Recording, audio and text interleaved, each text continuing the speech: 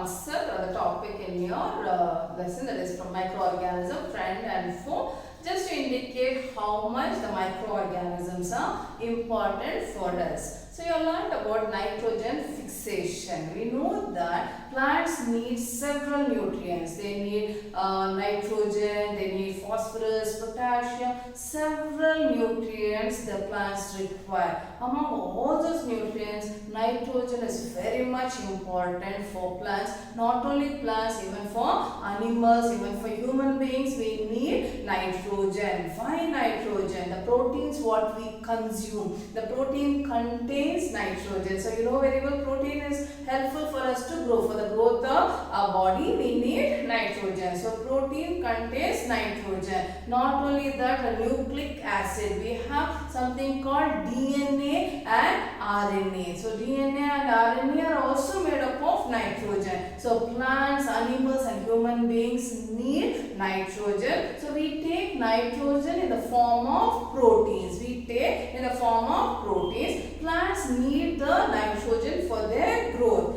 This nitrogen, where it is present? It is present in the atmosphere. Our atmosphere has 78% of atmosphere. 78% of our atmosphere is made up of nitrogen. But plants cannot make use of this nitrogen. The nitrogen that is present in the atmosphere is in molecular form. That molecular form of nitrogen cannot be utilized by the plant. It should be in the form of compound. So you know that we have learned about a bacterium called rhizobium. Under nitrogen fixation, you have learned in 6th and 7th standard about a bacterium called rhizobium, which lives in the root nodules of leguminous plant. Leguminous plants means the pea plant or the beans. Okay, those plants in the roots, they have swellings. They have swellings because of the presence of the bacteria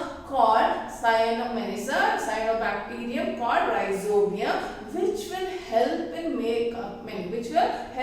absorbing the atmospheric nitrogen. They help in fixing the atmospheric nitrogen so that the plants can utilize the nitrogen. Under symbiotic mode of relationship, in 7th standard you have learned, under symbiotic mode of relationship, we have seen that leguminous plants and the rhizobium plants living together for mutual benefit. So in what way they are benefited? Rhizobium will get food and shelter, and the plants will get the important nutrient, that is the nitrogen. So here in our on our earth we have this nitrogen cycle operating. So nitrogen will be absorbed, again it is sent back to the atmosphere. So this is our nitrogen cycle. So nitrogen, where it is present? It is present in the atmosphere.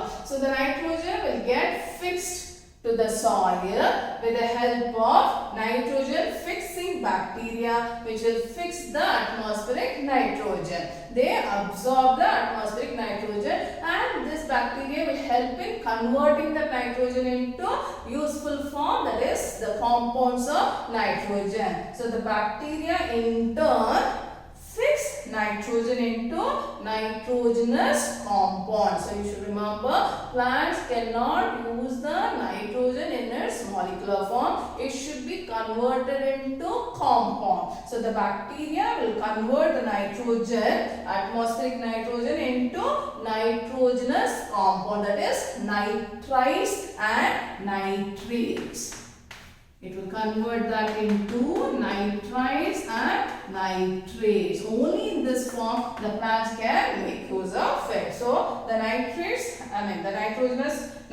will get converted into nitrites and nitrates, and they reach the soil, the compounds of nitrogen in soil. So which are the compounds of nitrogen? Nitrites and nitrates. Later it will be taken by the plants. Plants will absorb the nitrates from the soil, and when we eat, that is when the animals will feed on plants either directly or indirectly, it will reach our body.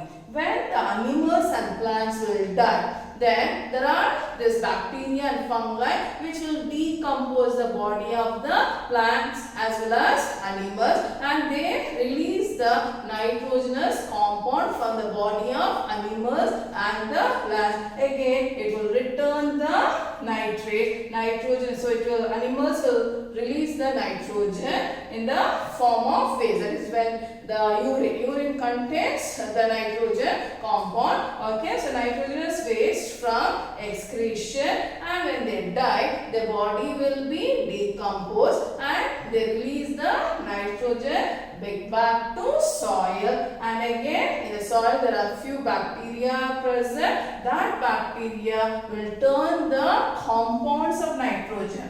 It will convert the nitrates and nitrites and nitrates back to nitrogen. That is, here there are few bacteria present in the soil which will convert the useful form of nitrogen into molecular form of nitrogen, and it will reach the atmosphere. So this is the nitrogen cycle. Not only this, during lightning also the nitrogen will reach the soil. Okay, when you come to 9th standard you will be learning about the nitrogen cycle in detail. So for now you learn this much. Okay, so nitrogen fixation and nitrogen cycle. So atmospheric nitrogen is not useful for the plants, and we all need the nitrogen because we need proteins. Protein contains nitrogen. Proteins cannot be made without the nitrogen, and the DNA, RNA contains nitrogen. So we need the nitrogen, but the nitrogen which is present in the atmosphere cannot be utilized by us. So it should be converted into compound form. So plants need nitrogen for their growth. So there are few bacteria which will help in fixing the nitrogen. That is, they convert the atmospheric nitrogen into useful compounds of nitrogen, that is nitrites and nitrates. So when it is converted into nitrates, the plants will make use of that nitrate. And plants, when they feed on animals, when they feed on the plant, they get the nitrogen. When the plants and animal will die, their body will be acted by the bacteria and fungi which are the decomposer, and they release the nitrogenous compound to the soil. The nitrates or the nitrogenous compound to the soil. In the soil there is another type of bacteria present which will convert the useful form of nitrogen, that is nitrogenous compound, that is nitrites and nitrates, will be converted again to molecular form of nitrogen, and it will be sent back to atmosphere. Okay, so this is nitrogen cycle. With this we have completed the lesson microorganisms, friends and foe. I hope you have understood. If you have not followed anything, you can send me a message. I'll